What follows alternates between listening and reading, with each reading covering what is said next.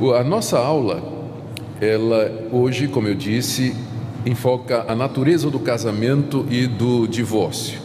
Esse não é um assunto muito fácil de se tratar. Ele mexe com algo que é muito querido para nós, os nossos relacionamentos. O divórcio sempre ele é doloroso, por mais consensual que as pessoas queiram fazê-lo. Um novo casamento sempre, depois de um divórcio, ele sempre vai trazer os resquícios do anterior. Os filhos sempre sofrem muito com a separação dos seus pais, e os evangélicos eles não estão isentos desse problema e das suas consequências. Então, tem um outro fator aqui complicador, é que, infelizmente, pastores como eu e todos os pastores em geral, nós só ficamos sabendo do caso quando o pessoal passa para dizer: pastor, eu e o marido estamos indo lá no cartório, não tem mais o que fazer. Ou então vem já aparece o caso numa situação em que não tem solução boa.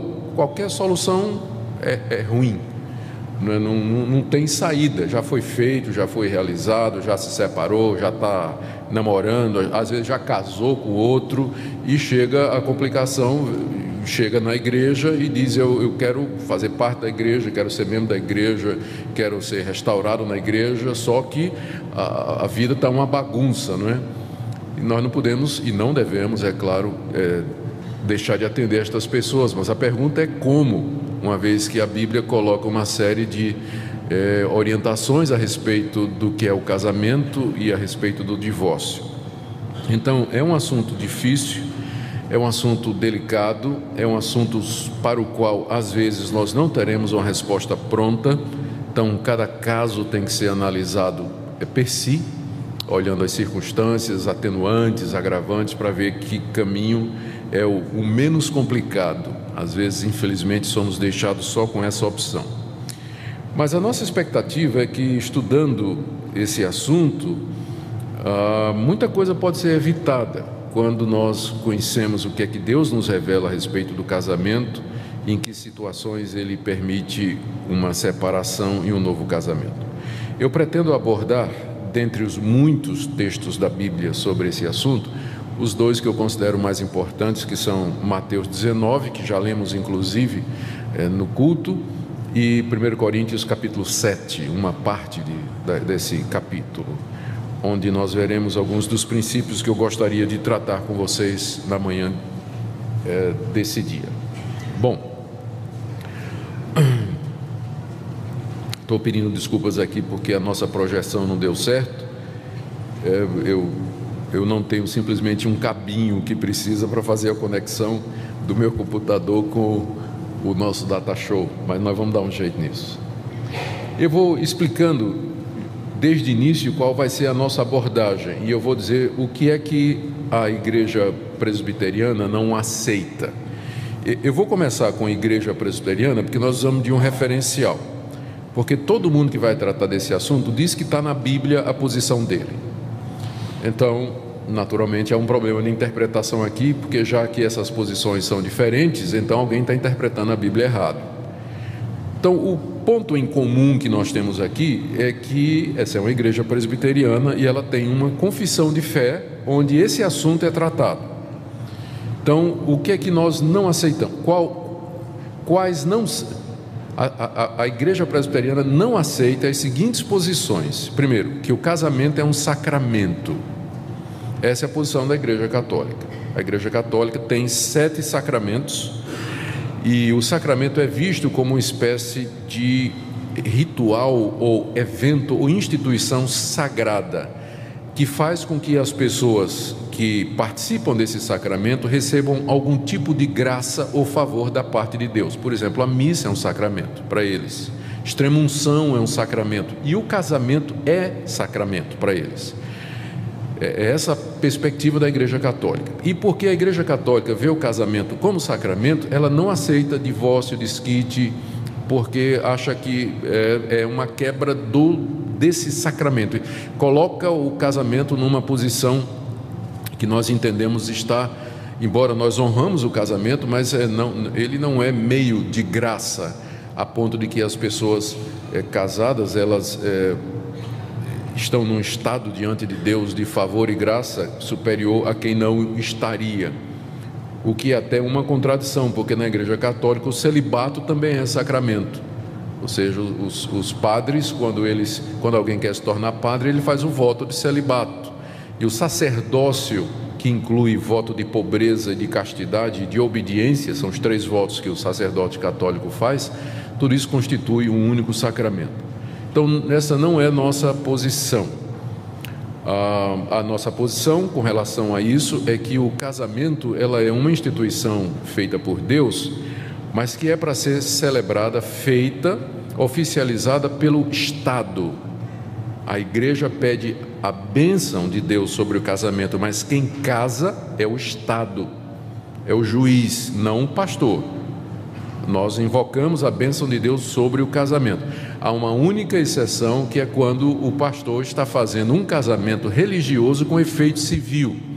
Mas antes disso ele teve no cartório, assinou uma procuração, há uma documentação, e depois ele tem que voltar e trazer ou alguém tem que levar aquele papel que é assinado lá durante a cerimônia, para que aquilo tenha efeito. Tem 30 dias. Eu acho que eu já contei para vocês um caso em que eu fiz um casamento religioso com efeito civil e caí na bobagem de entregar o documento assinado ao noivo e dizendo que você tem 30 dias para ir no cartório para poder valer o que nós fizemos aqui. A lua de mel deve ter sido maravilhosa, porque o moço esqueceu. 30 dias depois estavam descasados, né? Não valeu. Então, envergonhadamente, fizemos uma pequena cerimônia particular, onde eu fiz tudo de novo. E para ter certeza de que não ia acontecer de novo, entreguei para a sogra, né? Pronto. Aí, com certeza, isso não iria acontecer outra vez. Mas a igreja não casa. Às vezes em que a igreja casava, era naquelas situações antigas, que são raras hoje, em que igreja e Estado são a mesma coisa, chamada de teocracia, como era o caso de Israel. Mas nas sociedades modernas, no mundo moderno, o Estado é laico, ele é separado da igreja. São 2 instituições distintas, embora a serviço de Deus, cada uma na sua esfera. Mas o casamento, a instituição, a celebração, a oficialização do casamento é coisa do Estado. A igreja pede a bênção de Deus sobre o casamento. A segunda posição que nós não aceitamos é uma posição definida por alguns reformados. Eles não são católicos e não estão influenciados pela Igreja Católica, mas eles dizem que nunca é possível o divórcio, mesmo que tenha havido adultério, mesmo que tenha havido abandono, mas não existe segundo casamento. Você vai encontrar pessoas sérias como o pastor John Piper defende essa posição, de que não pode, se separou, pode ter sido qualquer motivo, não pode casar outra vez. Nós não entendemos, com todo respeito a estes irmãos que são homens de Deus, mas nós não entendemos que é essa posição bíblica. Se já é difícil, nós não queremos agravar ainda mais, nós não queremos colocar um fardo sobre as pessoas que a Bíblia não coloca e tornar mais complicado aquilo que por si já traz uma certa dificuldade. Os textos que são apresentados, e não vai dar tempo para entrar aqui, para dizer que não é possível um segundo casamento, eles geralmente são usados sem que se observe o contexto maior, e falta um pouco mais de cuidado na interpretação desses textos, para que eles não sejam usados para provar isso aí. Há uma terceira posição que a nossa igreja também não aceita, que é o seguinte: já que quem casa é o Estado, e hoje no Brasil você pode se divorciar por qualquer motivo, então a igreja também deveria aceitar que os seus membros se divorciassem por qualquer motivo. Incompatibilidade de gênios, parou de gostar, não conseguem chegar num acordo sobre criação de filhos, as pessoas se separam por qualquer motivo hoje em dia, vai no cartório, rapidinho isso se resolve. Já que é uma questão do Estado, então a igreja deveria aceitar divórcio por qualquer razão.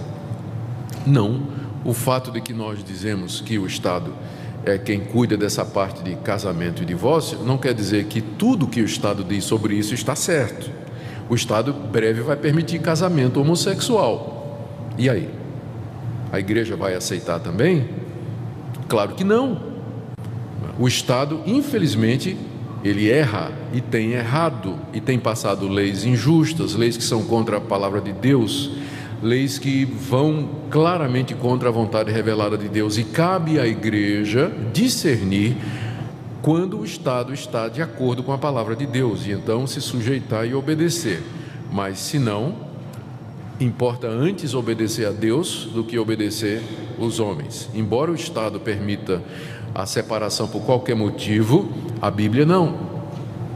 Então nós vamos ficar com a Bíblia, essa é a posição da nossa igreja. Deixa eu ler para vocês aqui a posição, a confissão de fé de Westminster, que é a confissão de fé da nossa igreja, no capítulo 20, nos parágrafos 5 e 6. Diz assim: o adultério ou fornicação, sendo descoberto antes do casamento, dá à parte inocente motivo justo de dissolver o contrato. No caso de adultério depois do casamento, à parte inocente é lícito propor divórcio e depois de obter o divórcio casar com outrem, como se a parte infiel fosse morta. Quando a confissão de fé foi escrita, havia aquilo do contrato, né? É uma espécie de noivado mais oficial do que existe hoje. Está dizendo que se tiver havido adultério no período de noivado, o contrato, né? Então a parte inocente dissolve o casamento, aí é dissolução, dissolver o contrato. Mas depois do casamento, então é lícito propor divórcio e depois do divórcio casar com outro, como se a parte infiel tivesse morta. Aí continua: posto que a corrupção do homem seja tal que o incline a procurar argumentos a fim de indevidamente separar aqueles que Deus uniu em matrimônio, contudo, só é causa suficiente para dissolver os laços do casamento: primeiro, o adultério, ou segundo, um abandono tão obstinado que não possa ser remediado nem pela igreja e nem pelo magistrado civil. E para a dissolução do casamento é necessário haver um processo público e regular, não se devendo deixar ao arbítrio e discrição das partes o decidirem o seu próprio caso. Essa é a posição da Igreja Presbiteriana do Brasil. Lutamos para manter o casamento até o quanto é possível lutar. Separação somente em caso de adultério ou abandono obstinado que não possa ser remediado de maneira nenhuma. E mesmo assim é preciso haver um processo público e regular antes que a pessoa que pode casar de novo possa se envolver com alguém. Por que está escrito isso aqui? O casal briga e resolve: vamos entrar na justiça. Isso, aliás, vamos pedir a separação. E antigamente levava algum tempo para fazer isso. E enquanto estava correndo o processo de divórcio, os dois já tinham arrumado outra pessoa, não é? Como se tivesse separado. A confissão de fé, ela com clareza diz que a separação só existe de fato depois que o papel for assinado.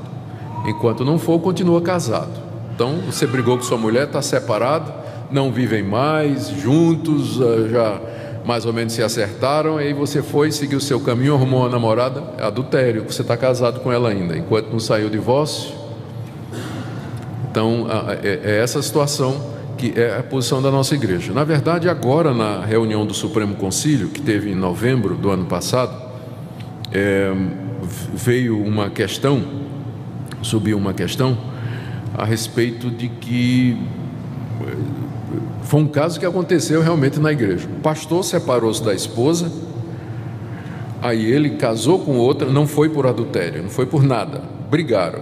O pastor casou com outra, a mulher casou com outro, brigaram, aí voltaram para casar entre si. Aí o presbitério perguntou ao Supremo Conselho: pode isso, Arnaldo, né? Pode, Arnaldo, isso? Aí o Supremo Conselho disse: não. Baseado lá em Deuteronômio 24, nós vamos dar uma olhada. Diz, não pode, porque isso é banalizar demais, gente. Isso é banalizar o casamento. Virou o quê? Não é isso aí. Então, na nossa igreja é proibido você voltar para o primeiro caso, depois que você descasou pelo motivo errado, casou com outro, descasou e quer voltar de novo. Paciência. Então, tem gente que era melhor não ter casado, né? Ou então esse pessoal acredita tanto em casamento que não consegue ficar sem estar casado, né? Vai num, vai no outro, enfim. Essa aqui é a confissão de fé da nossa igreja. Eu quero dizer para vocês que para alguém ser pastor na igreja presbiteriana, ele tem que dizer que ele aceita isso aqui. Se ele quiser ser presbítero, ele tem que dizer que ele aceita isso aqui. Se ele quiser ser diácono, ele vai ter que dizer que ele aceita essa posição. Quando você se torna membro da igreja presbiteriana, você diz que você aceita a liderança e a orientação da igreja presbiteriana do Brasil e se sujeita à sua administração. Então, para nós presbiterianos, o caso está mais ou menos fechado. Nós não temos muita opção como presbiteriano. Mas antes de ser presbiteriano, a gente é crente. Então, para nós é importante saber por que é que a nossa confissão de fé tem essa posição. E é agora então que nós vamos para a Bíblia, para ver os motivos. Por isso, aqueles dois textos que eu citei para vocês. E o primeiro deles é Mateus 19, de 1 a 9, que eu não vou ler, porque já foi lido durante a nossa preparação, durante a liturgia. Mas eu queria que você abrisse sua Bíblia aí, em Mateus 19, de 1 em diante. Nós vamos tentar entender o texto. Vamos lembrar o contexto aqui. Mateus 19, de 1 a 2. Aconteceu que, concluindo Jesus estas palavras, deixou a Galiléia e foi para o território da Judéia, além do Jordão, e seguiram-no muitas multidões, e ele as curou ali. Essa é uma informação interessante. Aqui o Senhor Jesus deixa a Galiléia, que é uma região que fica mais ao norte, e ele está descendo em direção, se você lembrar do mapa da Palestina, Galiléia ao norte, ele está descendo na direção de Jerusalém, e ele passa pelo Rio Jordão. Aquele território ali, território da Judéia, ele estava debaixo, naquela época, do rei Herodes Antipas. Aqueles territórios todos haviam sido divididos entre a realeza, e aquela parte era de Herodes Antipas, um dos Herodes. Havia vários, né? Herodes Filipe, Arquelau, havia o Antipas, Herodes o Grande, que foi rei na época de Jesus, quando Jesus era menino, que mandou matar os meninos. E durante 5 ou 6 meses, Jesus ficou ali na região da Judéia, ensinando as multidões. E num desses momentos em que ele estava ensinando, ele é confrontado pelos fariseus. Verso 3: vieram a ele alguns fariseus e o experimentavam, perguntando: é lícito a um marido repudiar a sua mulher por qualquer motivo? Os fariseus eram uma das seitas mais estritas do judaísmo. Eles eram extremamente legalistas e sempre foram os maiores inimigos de Jesus. E aqui, a pergunta que eles fazem não era uma pergunta sincera. Mateus nos diz aqui que eles experimentavam Jesus, queriam testar Jesus, tentar Jesus. Sabe aquela pergunta de bolso que os alunos geralmente têm para colocar o professor em dificuldade? Então foi mais ou menos isso o que os fariseus quiseram fazer com Jesus. E em que sentido essa pergunta ela era uma tentação? A pergunta foi a seguinte: é permitido ao marido repudiar a sua mulher por qualquer motivo? O repúdio aqui implicava mandar a mulher embora e entregar a ela uma carta de divórcio. A pergunta é se era possível fazer isso por qualquer motivo. Em que sentido isso era uma provação? Talvez por 3 motivos. Primeiro, porque havia uma disputa entre os judeus a respeito desse problema, que era representada pela discussão entre 2 escolas. Havia a escola do rabino Hilel, que era um rabino, não era vivo mais na época de Jesus, mas era uma escola muito forte entre o rabinato, que dizia que o homem podia largar a sua mulher por qualquer motivo. O problema todo, coloca o dedão aí em Mateus 19, para você não perder, não é? E vamos voltar lá para Deuteronômio. Pode colocar um pedacinho de papel também.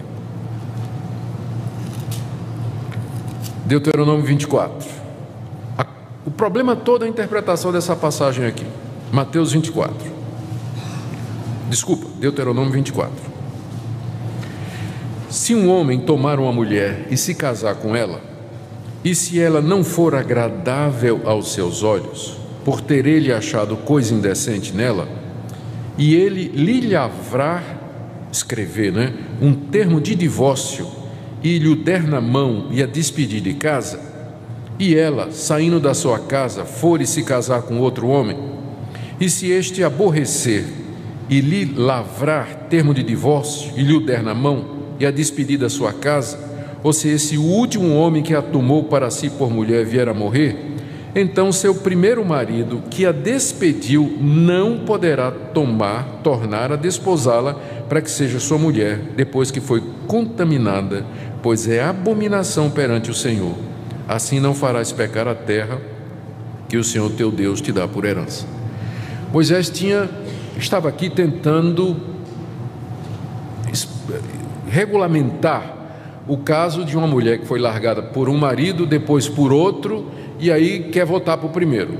Moisés, a regulamentação é não pode. Mas só que ao fazer isso, Moisés mencionou no verso 1, se a mulher não for agradável aos olhos do marido, porque o marido achou nela coisa indecente. Então, a grande pergunta é: qual é a coisa indecente que o marido vê na mulher que é base para dar o divórcio para ela? Essa era a grande discussão na época de Jesus. A escola do Rabino Hillel dizia que coisa indecente podia ser queimar o arroz. Queimou o arroz na panela, isso é uma indecência, Está aqui, carta de divórcio, nota de rodapé, péssima cozinheira, pode ir embora, não quero mais você. Então, essa era a escola de Hillel. Tinha um outro rabino muito influente chamado Shammai, que tinha uma visão contrária. Era uma escola mais estrita de interpretação. Ele dizia que coisa indecente aqui era adultério. É a única coisa que Moisés tinha em mente aqui. É a única razão para um homem despedir a sua mulher se ela cometeu adultério. Fora isso, não tem outra explicação. E Shammai, ele tomava, por exemplo, Jeremias 5, se você quiser abrir aí, uma das bases que ele usava para isso, é o que o profeta Jeremias diz capítulo 3, verso 8. Deus falando através do profeta Jeremias, à nação de Israel, Deus falando como se fosse o marido e a nação de Israel como se fosse a esposa. E os judeus estavam dizendo, Deus estava dizendo que iria castigar a nação de Israel pela idolatria. Verso 8 de Jeremias 3: quando, por causa de tudo isso, por ter cometido adultério, eu despedi a pérfida Israel e lhe dei carta de divórcio. Então, Deus dizendo aqui, fazendo uma comparação, uma alegoria, dizendo: da mesma forma que o marido despede a mulher e dá o divórcio dela porque ela cometeu adultério, assim também eu estou entregando o meu povo Israel porque cometeu adultério espiritual adorando outros deuses. O ponto para nós aqui é que a base para o divórcio, mencionado em Jeremias 3, é o adultério. E era um dos textos que a escola de Shammai usava para dizer que era isso que Moisés tinha querido dizer: coisa indecente e adultério, não tem outra coisa. E Jesus, então nós vamos ver que Jesus vai seguir aqui a escola de Shammai. Ele vai seguir essa interpretação mais estrita. Então, era uma disputa que havia entre os judeus. E esse é o tipo de pergunta de bolso que quer colocar o professor numa situação difícil diante da classe. E os fariseus estavam querendo colocar Jesus numa situação difícil diante da multidão, porque isso era um assunto muito polêmico. Segunda razão pela qual isso aqui pode ter sido uma tentação é que isso talvez... Quando você lembra que aquele território era de Herodes Antipas, e que Herodes Antipas havia casado com Herodias, que havia deixado seu irmão Filipe sem qualquer motivo. O que talvez os fariseus queriam era o seguinte: era colocar Herodes contra Jesus. Se Jesus dissesse que só podia separar e casar de novo por causa de adultério, então ele estava condenando o rei, porque o rei tinha acabado de casar com a cunhada, e a cunhada tinha deixado o marido, o irmão, o Herodes Filipe, por nada, para se casar com ele. E quem é que já tinha sido morto por isso antes? João Batista. Não foi por isso que João Batista foi morto? Exatamente porque ele disse que o rei tinha feito uma coisa errada. O rei, E agora os fariseus querem que Jesus faça uma mesma declaração, quem sabe para que Herodes Antipas, que já tinha matado João Batista, agora mate Jesus também. Então era daquele tipo de pergunta que é complicada. Então por isso que era uma tentação, era uma prova. Os judeus experimentavam Jesus, queriam colocá-lo numa situação muito difícil. Bom, a resposta de Jesus nós temos aqui em 5 partes. A resposta de Jesus. Primeiro, ele apela para Moisés, no verso 4. Vocês nunca leram? Ele apela para a Escritura, vai usar a Bíblia como base. Segundo, nos versos 5 e 6, Jesus fala da natureza indissolúvel do casamento, também apelando para a Escritura. No verso 8, Jesus explica que o divórcio, aquele divórcio lá, ele só foi permitido por causa da dureza do coração,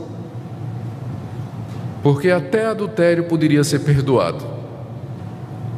Pela dureza do coração é que Deus permitiu o divórcio, mas não era para ter sido assim. Quarto, verso 9, Jesus diz que segundo casamento é adultério se o primeiro não terminar por causa de adultério. E quinto, ele explica aos discípulos que por causa disso, casar não é para todo mundo. Os próprios discípulos deram um pulo para trás, Verso 10, se essa é a condição do homem referente à mulher, não convém casar. Jesus disse, é isso mesmo, não é todo mundo que pode casar não. Não é todo mundo que pode casar, porque uma vez que casou, é até que a morte o separe. Essa é a resposta de Jesus e que é a base para a posição da igreja presbiteriana. Vamos correr aqui que eu estou falando muito hoje, eu quero terminar esse pelo menos Mateus 19. Vamos, em primeiro lugar, a resposta de Jesus foi 5 partes. Vamos seguir o texto aqui, tentar entender o que é que Jesus nos diz a respeito do casamento. Primeira coisa que ele faz quando vem a pergunta é apelar para a Escritura. No versos 4 e 5 e 6, onde ele fala sobre a natureza do casamento. O casamento, de acordo com Jesus, é uma relação de intimidade, porque ele diz no versos 4 e 5, não tendes lido que o Criador desde o princípio os fez homem e mulher, e que diz, por esta causa deixará o homem pai e mãe e se unirá à sua mulher, tornando-se os dois uma só carne. Deus, quando criou o homem e mulher e os fez um para o outro, para que tivessem relações íntimas, e essa relação é uma relação emocional, intelectual, moral, espiritual. Portanto, o casamento de fato é uma relação de intimidade. O homem deixa seu pai e sua mãe, se une à sua mulher, os dois se tornam uma só carne. É um estado de união mútua, como resultado de terem sido feitos um para o outro. Eles rompem o estado anterior, porque diz aqui, deixa o homem, seu pai e sua mãe, e se une à sua mulher. A relação anterior é familiar, o homem está em família com seu pai e sua mãe, ele vai largar aquilo ali e vai entrar agora numa outra relação de união mútua, rompendo o estado anterior e formando uma entidade única, indivisível. Ele diz, os dois serão uma só carne. Isso aqui não é somente união pelo sexo, mas porque carne aqui significa a existência humana. Não são mais dois indivíduos, mas uma biunidade. Então tudo isso está implícito aqui na resposta de Jesus. Ele apela lá para o início, vocês nunca leram que o Criador desde o princípio os fez homem e mulher? Ele conclui no verso 6, de modo que já não são mais dois, porém uma só carne. Portanto, o que Deus ajuntou, não separe o homem. Algumas aplicações aqui para nós que são extremamente importantes. Quando Jesus for responder a pergunta, pode separar? A primeira resposta dele foi, o que é que a Bíblia diz? Ele não perguntou o que é que o Estado diz, o que é que o psicólogo diz, o que é que o conselheiro diz, o que é que a sogra diz, o que é que a família diz, o que é que a igreja diz. A resposta foi, o que é que a Bíblia diz?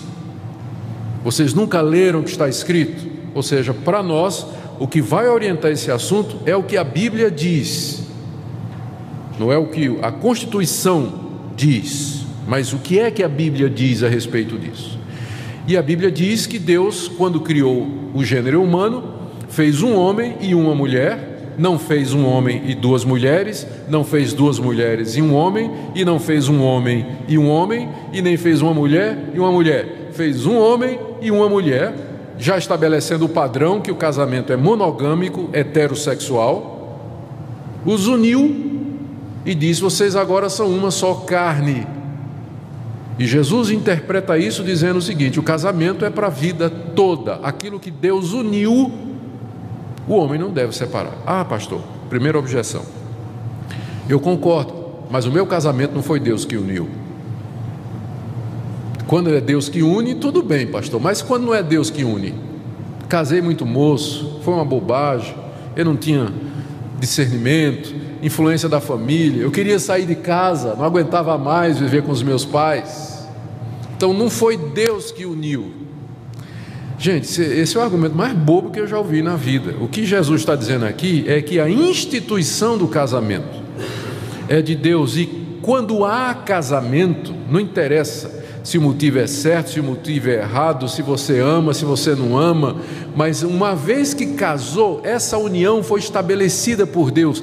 É a instituição do casamento que está em foco aqui, e não casos particulares. Todo casamento é uma união pretendida por Deus. Todo casamento é uma união determinada por Deus. Então não tem isso de você querer dizer, não, o meu caso é diferente, não foi Deus que uniu. Você pode ter casado errado, feito uma escolha errada, mas casou, está casado.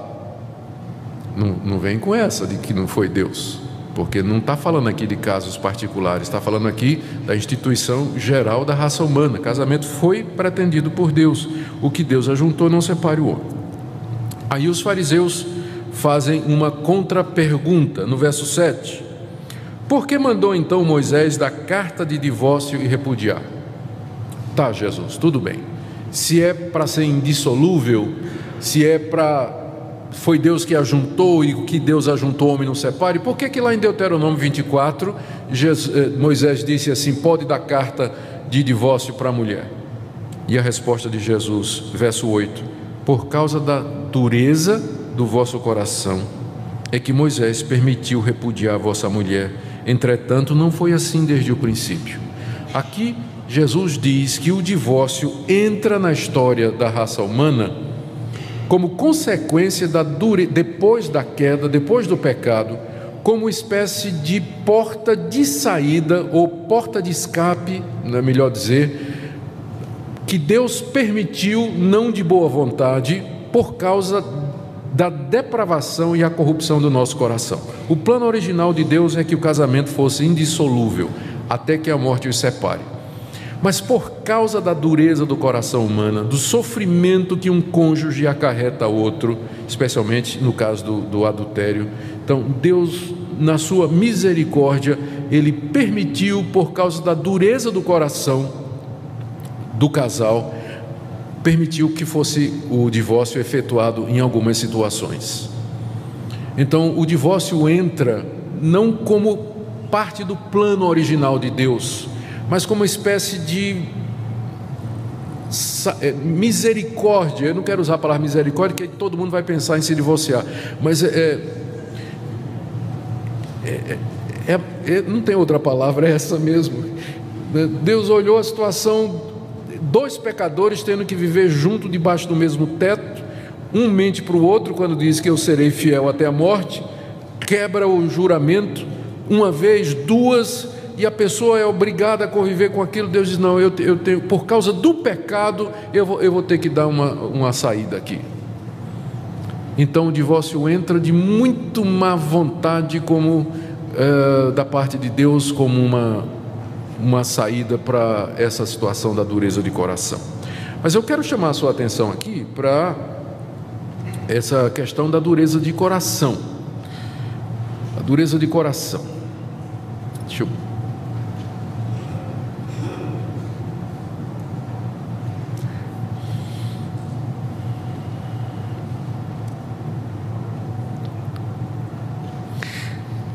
Essa lei, como eu disse, aliás, essa permissão do divórcio, não quer dizer que o divórcio é o caminho para resolver os problemas do casamento. O plano original de Deus foi estabelecido na criação, monogâmico, indissolúvel, heterossexual. Deus, na verdade, odeia o divórcio. É a única passagem que ele diz isso, Malaquias, capítulo 2, capítulo 4. Não, é 2 mesmo. Malaquias 2,15, 2,16. Nossa, hoje está terrível. Porque o Senhor, Deus de Israel, diz que odeia o repúdio e também aquele que cobre de violência as suas vestes. Diz o Senhor: portanto, cuidai de vós mesmos e não sejais infiéis. Está falando para os casais aqui. Eu odeio o repúdio. Repúdio na Bíblia é divórcio, mandar embora. Deus odeia isso. Então, isso entrou por causa da dureza de coração. Dureza de coração. O que é um coração endurecido? Primeiro, é um coração inflexível, que não se deixa amoldar, mudar, transformar, como o barro ressecado. O barro, quando ele está molinho, molhado, a gente dá forma a ele. Mas uma vez que o barro resseca, você não muda mais. Ou ele quebra ou continua do mesmo jeito. Um coração endurecido, ele já está ressecado, ele não muda, ele não se amolda, ele não transforma, e geralmente isso está por detrás de toda a separação. Um coração endurecido é insensível, como pedra, aço, que são blindados, não absorve, não sente. Depois de um tempo, o coração pode ficar insensível no casamento, a pessoa não liga mais para o que é que o outro sente. Coração endurecido, obstinado, teimoso, que não se verga, prefere quebrar a se vergar. Não tem coisa que ou quebra ou fica do mesmo jeito. Tem coisa que não verga, né? Tem coisa que você consegue dobrar, mas outras, se você for tentar, ela quebra. Um coração endurecido, ele é assim, obstinado, teimoso, ressecado. Como é que um coração endurecido leva a um casamento? Leva ao fim de um casamento? Geralmente é um processo. Ninguém se divorcia da noite para o dia, mas tem todo um processo aí. Primeiro, recusa a admitir os erros e pedir perdão ao cônjuge. Começa por aí. Coração endurecido, a pessoa não pede perdão mesmo. Ele erra, não pede perdão, não reconhece. Pior, ele se recusa a perdoar os erros do cônjuge. Terceiro, ele não se deixa ensinar, instruir, advertir, admoestar por conselheiros, amigos, pastor, juiz, advogado. O coração está obstinado, está endurecido, não muda de atitude e de comportamento, mesmo estando errado. Eu já vi isso muitas vezes em gabinete pastoral. Pastor, eu sei que estou errado, mas vai ser assim mesmo. Eu sei que estou errado, mas não consigo mudar. Sério? Eu pensei que a gente podia, né? Todo mundo é arminiano, defendendo o livre-arbítrio, até na hora de chegar no problema de casamento, que aí ele diz: eu não consigo mudar, não tenho mais livre-arbítrio. Já encontrei muita gente que muda de teologia por conta disso. Antes era arminiano, livre-arbítrio, todo mundo pode escolher. Deu um rolo no casamento, você tem que perdoar a sua mulher. Não consigo, pastor. Virou calvinista, né? Então, tá aí. Não se deixa, não muda de comportamento, não se amolda voluntariamente às necessidades do cônjuge, está buscando seus interesses e sua felicidade. De repente o foco agora é ele mesmo. Antes ele até procurava o bem da mulher, mas agora, ou do marido, mas agora a questão é: eu quero ser feliz. É capaz de mentir, enganar, iludir, não acredita nas promessas de Deus quanto ao casamento, porque veja só, se a intenção de Deus é que o casamento fosse indissolúvel, aquilo que Deus manda, Ele dá graça para que nós possamos fazer. Deus jamais colocaria um fardo sobre nós sem nos dar as condições de carregá-lo. Quando Deus diz você tem que ir até o fim com o seu casamento, significa que se você buscar da parte de Deus, Ele vai lhe dar graça, perdão, misericórdia, amor. Você vai aprender a amar, você vai aprender a perdoar, você vai aprender a aceitar, você vai aprender a ser paciente. Deus vai dar graça para você manter o seu casamento, mas chega uma hora que a pessoa não acredita mais que Deus seja capaz de cumprir as promessas, e para ele a única saída é a porta do divórcio. Coração duro está buscando a própria felicidade, e se tiver que trocar de mulher para ser feliz, ele vai fazer isso. Ou se tiver que trocar de marido para ser feliz, vamos lá. O impulso egoísta para ser feliz, acima de tudo, supera os votos que ele fez quando casou e o desejo de permanecer casado e buscar a felicidade juntos. Então, no fim, e esse argumento eu já ouvi muito, é o seguinte: eu também tenho o direito de ser feliz. No atual casamento eu não estou sendo feliz, então vou acabar esse casamento e encontrar alguém que me faça feliz. Então qual é o foco? Eu quero ser feliz. Eu quero ser feliz.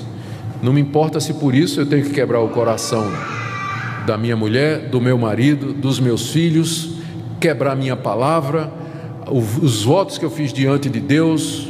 Não quero saber, eu tenho o direito de ser feliz, por isso eu vou largar tudo e vou seguir o caminho que eu acho que é da minha felicidade.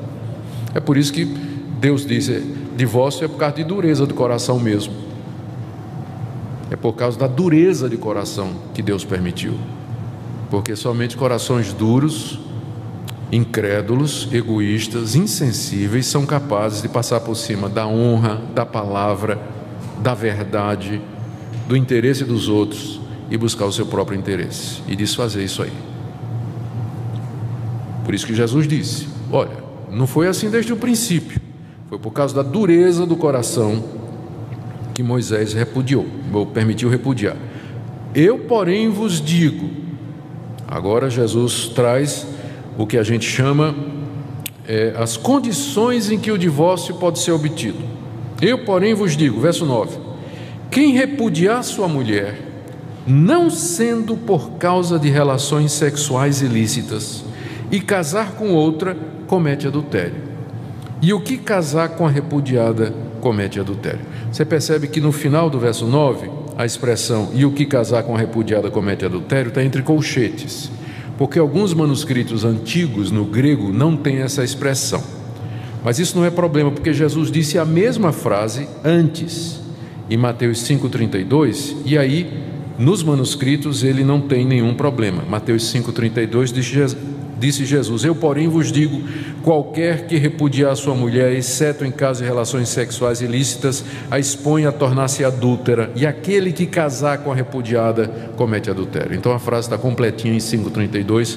Provavelmente foi que algum manuscrito, algum escriba pulou essa frase, e aí outros escribas copiaram essa passagem onde faltou essa frase e criou uma tradição textual onde não tem essa parte aí, mas ela está bem estabelecida. Jesus de fato disse isso.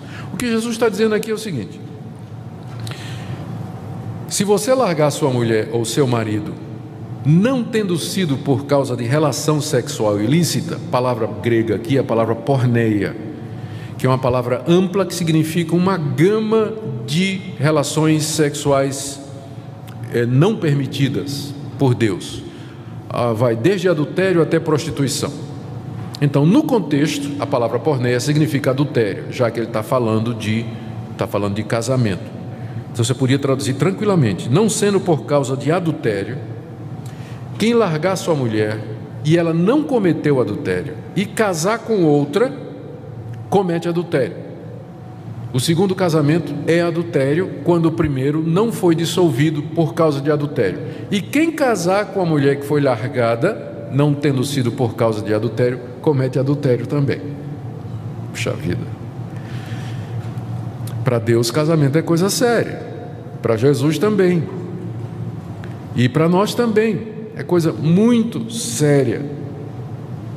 Tanto é que os discípulos, no verso 10, deram um salto, dessa altura aqui, disseram os discípulos: se é essa a condição do homem relativamente à sua mulher, não convém casar. Os discípulos na hora disseram: Jesus, se a regra é essa, não convém casar não, porque vai ser difícil você ficar morando debaixo do mesmo teto com a mulher que lhe é fiel, mas não toma banho, é fedida, não sabe cozinhar, é chata, fica fazendo pergunta, resmunga de tudo, é encrenqueira com qualquer coisa. Não aguento, não tem condição, não posso largar essa mulher. Não, se ela não cometer adultério, não. Não convém não vou fazer isso não. Jesus, olha a resposta de Jesus. A resposta de Jesus foi a seguinte: Jesus, porém, lhes respondeu: nem todos são aptos para receber este conceito. O conceito aqui é o conceito do casamento indissolúvel, que ele acabou de falar. Apenas para aqueles a quem é dado. Em outras palavras, não é todo mundo que está em condição realmente de casar, porque as regras são essas. As regras são essas. Verso 12: eunucos de nascença. Eunuco era um oficial dos reis, cuja tarefa era cuidar do harém dos reis. Naquela época os reis tinham um harém, como Salomão. Salomão tinha não sei quantas mulheres e mais tantas concubinas, né? Tinha um harém de mais de 1000 mulheres. Então, para cuidar do harém do rei, tinha que ser eunuco. Senão é a mesma coisa de pedir para a raposa tomar conta de galinheiro. O rei tinha que escolher um eunuco. O que é um eunuco? O eunuco é um homem que não tinha condição de casar. É alguém que não nasceu para casar, não tinha interesse em casar. Não tinha que ser um homem que só sentia atração por outro homem. Mas tem pessoas que elas são absolutamente heterossexuais, mas não pensam no casamento como uma coisa que tem que ter. Elas conseguem viver sem casar. No casamento, para elas, não é a coisa mais importante. O nome que se dá, tem pessoas que nascem assim, são heterossexuais, não tem nada a ver com homossexualismo, mas não estão dispostos a encarar um casamento, preferem viver celibatos, não é? Solteiros ou solteiras, e sem entrar nessa questão de casamento. Então tem gente que nasce assim, e a gente precisa ter cuidado quando a gente pressiona na igreja os nossos jovens para casar. Que de repente você pode estar pressionando um eunuco. O eunuco casa e não vai dar certo, porque se casou, tem obrigação sexual, tem obrigação de intimidade, obrigação de amizade, de companheirismo, e o eunuco preza muito a sua individualidade. Ele gosta de viver só, gosta de fazer as coisas do jeito dele. Ele prefere, ele acha mais proveitoso o ser solteiro, porque ele tem tempo para fazer as coisas que ele gosta. De repente ele gosta muito mais da profissão do que da mulher ou do marido, outros interesses. Então, se o eunuco casa, dá rolo. É por isso que eu acho que muitos desses divórcios aí é eunuco se divorciando, porque nunca devia ter casado, não devia. Tem gente que então tem que ter o dom para casar, tem que aprender a viver a dois, perdoar, compartilhar a pasta de dente, pior, a escova de dente, tudo compartilhado, vida a dois, paciência, perder a privacidade. Pode dizer adeus à sua privacidade, especialmente se você casar com um homem curioso, né? Então, tchau. Não é todo mundo que está pronto. Então Jesus disse: olha, tem gente que já nasce eunuco. Segundo, há outros a quem os homens fizeram tais. Jesus está provavelmente se referindo ao fato de que os reis pegavam alguns prisioneiros de guerra, castravam, removiam os órgãos sexuais, porque aí não tinha risco de deixar ele tomando conta do harém, né? Ele castrava, eram castrados pelos reis para poder tomar conta dos eunucos. E, terceiro caso, tem gente que se fez eunuco por causa do reino de Deus. Há uma história curiosa, eu não sei se é verdadeira, mas está na patrística, que é a história dos pais da igreja. Que Orígenes, um dos pais da igreja, ele estava tão preocupado com aquela passagem que Jesus diz: quem olhar para uma mulher com intenção impura no coração já adulterou com ela. Parece que Orígenes era um desses que queriam ficar solteiros mesmo, que ele acabou se emasculando, o que não resolve o problema, porque o problema é aqui, ó. O problema é aqui. Então tem pessoas que se fazem eunucos por causa do reino de Deus. Não quer dizer que elas se emasculam como Orígenes fez, mas que elas tomam a opção do celibato para servir a Deus. Exemplo moderno, John Stott, o famoso John Stott, bispo anglicano, publicou muito material, um dos grandes teólogos do século XX, mas resolveu seguir o caminho do celibato para poder servir a Deus, na opinião dele, melhor. Muitas missionárias estão no campo hoje por conta de decisão que tomaram de não casar e dedicar a vida ao trabalho missionário. E quantidade é menor entre os homens, mas há homens que optaram pelo caminho do celibato para servir a Deus no trabalho missionário, situações em que casado seria praticamente impossível. Na Bíblia você tem o exemplo de Paulo como alguém que optou por ficar sem mulher. Mas também a vida de Paulo era terrível, né? Era preso em cada cidade, era apedrejado, colocado para correr. Então, estar casado numa situação daquela não valia a pena. O que Jesus está dizendo aqui é que casamento não é para todo mundo e que pode haver a opção de você seguir o celibato, porque casamento é coisa séria diante de Deus. E só pode ser dissolvido para um segundo casamento no caso de ter havido adultério. Gente, meu tempo está terminando, né? Termina às 11, não é isso? Não? Eu não sei. Como eu não sei, nós vamos seguindo. Deve ser pelas 11. Eu vou terminar um pouquinho antes. Vamos para o segundo caso, 1 Coríntios 7. Isso foi o que Jesus disse. Mas o apóstolo Paulo também tem alguma coisa a respeito disso. Estava me lembrando aqui, só para quebrar o gelo, de vez em quando é bom para o professor contar uma historinha, né? Falando aqui de casamento, eu me lembrei de sepultamento da igreja. Teve uma igreja aqui, que eu não vou dizer o nome, mas uma igreja no Brasil, que oficializou o sepultamento de animais. O pastor pode celebrar a cerimônia fúnebre do seu cachorrinho de estimação. Já pensou? Ele é trazido para a igreja e tem uma cerimônia em que é a bênção sobre os animais. Aí teve o caso de uma senhora, numa igreja presbiteriana, que o cachorrinho morreu, chegou para o pastor e disse: pastor, eu queria que o senhor enterrasse meu cachorro. Senhora, isso aqui é uma igreja presbiteriana, a gente não faz cerimônia fúnebre de cachorro. Pastor, o senhor sabe que eu nunca casei, né? A única companhia da minha vida foi esse cachorrinho, que era a única alegria que eu tinha na vida. Morava comigo lá no apartamento, foi meu companheiro durante tantos anos, pastor. Eu tinha uma ligação sentimental com o cachorro, e ele morreu. Eu queria que o senhor fizesse, como parente para mim, eu queria que o senhor fizesse o sepultamento. A senhora não entendeu, aqui é uma igreja presbiteriana. Pastor presbiteriano não faz sepultamento de cachorro. Tá bom, pastor. O senhor não pode me ajudar? O pastor disse: está vendo aquela igreja batista ali? Eu conheço o pastor, pode ser que se o senhor for lá, se a senhora for lá, pode ser que ele faça o sepultamento do cachorro. Aí a senhora: pastor, tá bom. Agora, uma outra pergunta. O senhor me ajuda, quanto é que o senhor acha que eu devo dar de oferta para ele? 5 mil ou 10 mil reais? Aí o pastor presbiteriano disse: minha irmã, por que a senhora não disse que a cachorra era presbiteriana?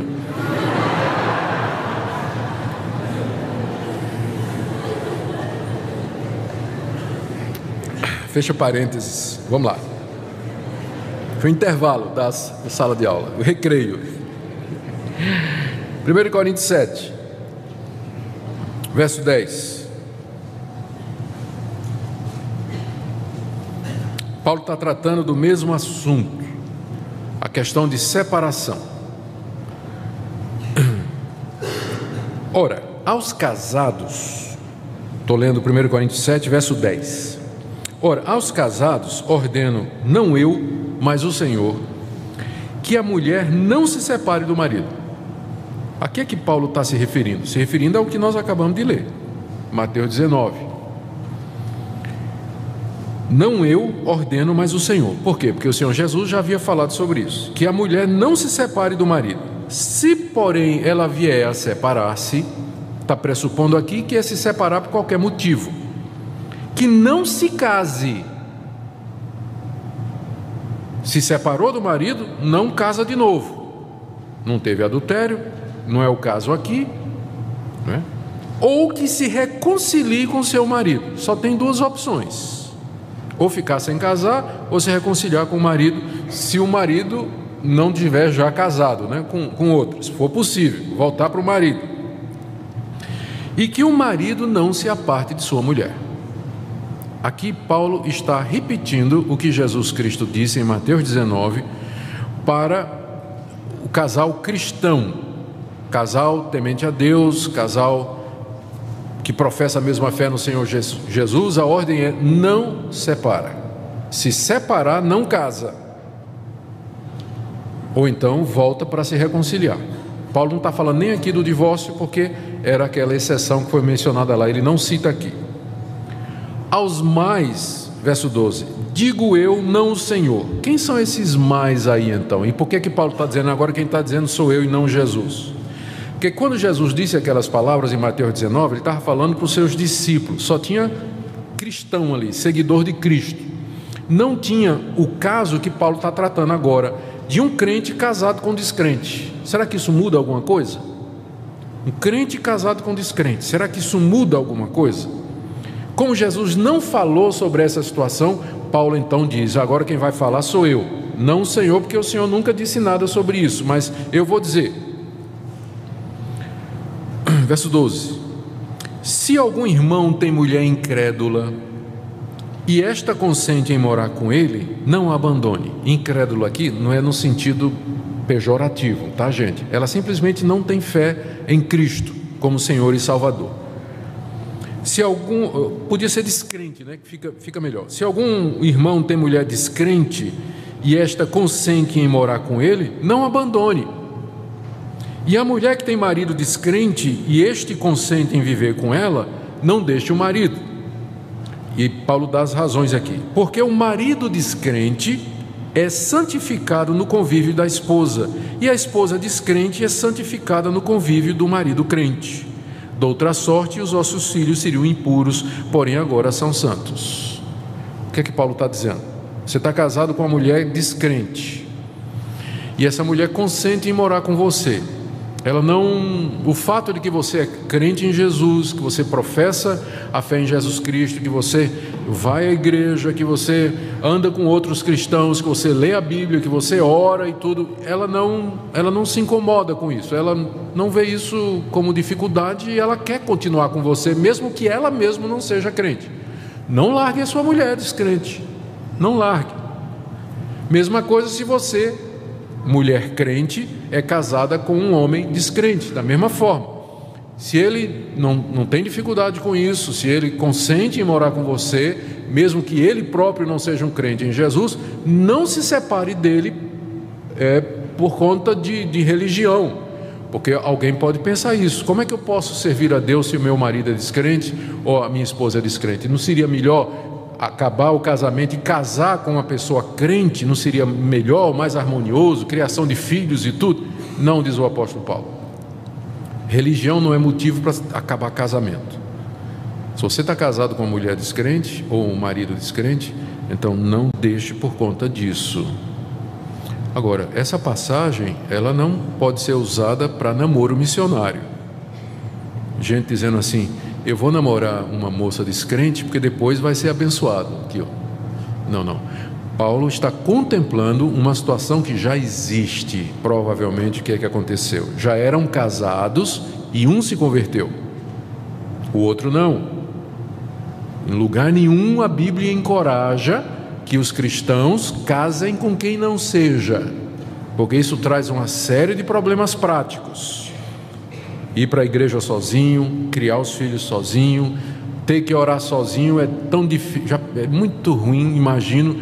você não poder orar com sua esposa ou com seu marido, ajoelhar ao lado da cama, chorar diante de Deus, interceder pelos filhos, ter a mesma orientação do certo e do errado para os filhos, deve ser muito complicado. Então, por vários motivos, a Bíblia diz que não deve casar. Então, Paulo está contemplando casar com descrente, está contemplando essa situação. E o motivo é que o descrente, ele acaba recebendo uma beirinha das bênçãos que Deus dá para nós. O descrente, ele é santificado aqui é abençoado por Deus. Como a casa de Potifar, lá, lembra a história de José no Egito? Está dito lá que Deus abençoou a casa de Potifar, que era um idólatra, por causa da presença de José. Então a presença do crente santifica o lar, abençoa o lar. E o descrente, mesmo sem saber, ele acaba sendo abençoado por causa da presença do crente, e isso afeta os filhos também. Então não deixe, mas, verso 15: se o descrente quiser se apartar, que se aparte. Em tais casos não fica sujeito à servidão nem o irmão nem a irmã. Deus vos tem chamado à paz. É aqui que a nossa igreja baseia a segunda exceção. É quando o descrente resolve abandonar o crente. Vou embora, não quero mais ficar com você. E não tem jeito de segurar, ele simplesmente abandona, vai embora. Então, nesse caso, o crente abandonado ou abandonada pode casar uma segunda vez, porque diz aqui que não está sujeito à servidão. Qual seria a escravidão aqui? Você ficar preso a um descrente que resolveu ir embora. Você não está sujeito, preso a esse laço mais, ele pode ser desfeito, porque Deus nos chamou para a paz. Pois como sabes, ó mulher, se salvarás o teu marido, ou como sabes, ó marido, se salvarás a tua mulher? Essa palavra de Paulo é porque alguém pode dizer, mas por que eu vou deixar o meu marido embora? Eu posso, de repente Deus pode querer me usar para salvá-lo. Paulo pergunta, você não sabe? Como é que você sabe que Deus vai salvar o seu marido? Ou como é que você sabe, marido, que Deus vai salvar a sua mulher? Se chegou ao ponto que ele está indo embora, deixa embora. Não dá para segurar, então fique em paz. Deus nos chamou para a paz. Duas situações somente em que a nossa igreja aceita um novo casamento: é o adultério e o abandono, porque para nós casamento é coisa muito séria, extremamente séria. Pastor, e o marido que bate na mulher, em que caso fica? Para mim está enquadrado aqui em 1 Coríntios 7, e essa não é opinião minha só não, de muitos pastores da nossa igreja. Se há casos sistemáticos de abuso físico, de agressão, então para mim esse é o pior tipo de abandono que existe. Pastor, mas e se ele é crente? Porque tem homem crente que bate na mulher. Tem homem crente que bate na mulher. Está falando aqui de descrente, o caminho certo. E agora se prepare para isso. Chegou a hora que você queria ouvir, não é? O que tem que fazer? Ele tem que ser denunciado. Primeiro na delegacia, Lei Maria da Penha, tem que funcionar mesmo, tá? Tem que ser denunciado na igreja. Ele vai ser disciplinado pela igreja e excluído da igreja. E aí então ele é considerado o quê? Um descrente. E aí encaixa em 1 Coríntios 7. Pode mandar embora. Esse é o processo. É assim que funciona no caso de mulher agredida por um membro de igreja. Se for dessa igreja, é assim que funciona. Pode denunciar. Nós vamos seguir esse caminho aqui. E aí a pessoa está livre para casar outra vez. O que é que eu tinha mais para dizer? Eu acho que eu já disse o que eu queria dizer hoje. Tá bom. Eu ia dizer como lidar com o coração endurecido, mas a única forma de lidar com o coração endurecido é, em alguns casos, tem que ter conversão mesmo. Falta conversão. Outros têm que ter quebrantamento, confissão de pecados, arrependimento. O casamento, não tem casamento tão ruim que não possa ser restaurado, gente. Porque divórcio é a última alternativa. Última. E só naqueles dois casos. Por isso que eu disse, às vezes chega para nós, fechando, quando chega para nós, o que é que aconteceu? Se separou já, e não foi por adultério ou abandono, já casou com outro ou com outra, que por sua vez já vem de um divórcio também separado, e chega na igreja. E agora? Porque a gente não pode mandar descasar, desfazer, porque casamento não tem como desfazer, né? Seria muito pior dizer assim: você tem que descasar com essa e voltar a casar com a primeira. Não existe isso, gente. Não tem como fazer isso. Esse tipo de orientação não tem como dar. Então, cada caso pastoral é um caso. Em algumas situações, a situação geral eu não creio que os erros cometidos nesse caso, eles são pecados imperdoáveis. Se houver arrependimento, se houver reconhecimento de que a pessoa errou, disposição de confessar isso e de aprender com os erros, é possível uma restauração. Mas às vezes alguns pecados, eles causam consequências. Pessoas que vêm de casamentos complicados e que foram desfeitos pelo motivo errado, a igreja até pode receber mediante uma confissão de perdão e reconhecimento de que errou, mas pessoas assim provavelmente não deveriam exercer liderança nenhuma, porque a Bíblia é muito clara de que o casamento do líder tem que ser exemplo para a igreja. Então, pessoas que vêm de uma situação complicada assim, até podem ser recebidas como membros, mas dificilmente deveriam ser colocadas em liderança, posição de liderança. É uma posição meio que de misericórdia, nós acolhemos, mas também tem consequências alguns pecados que nós fizemos.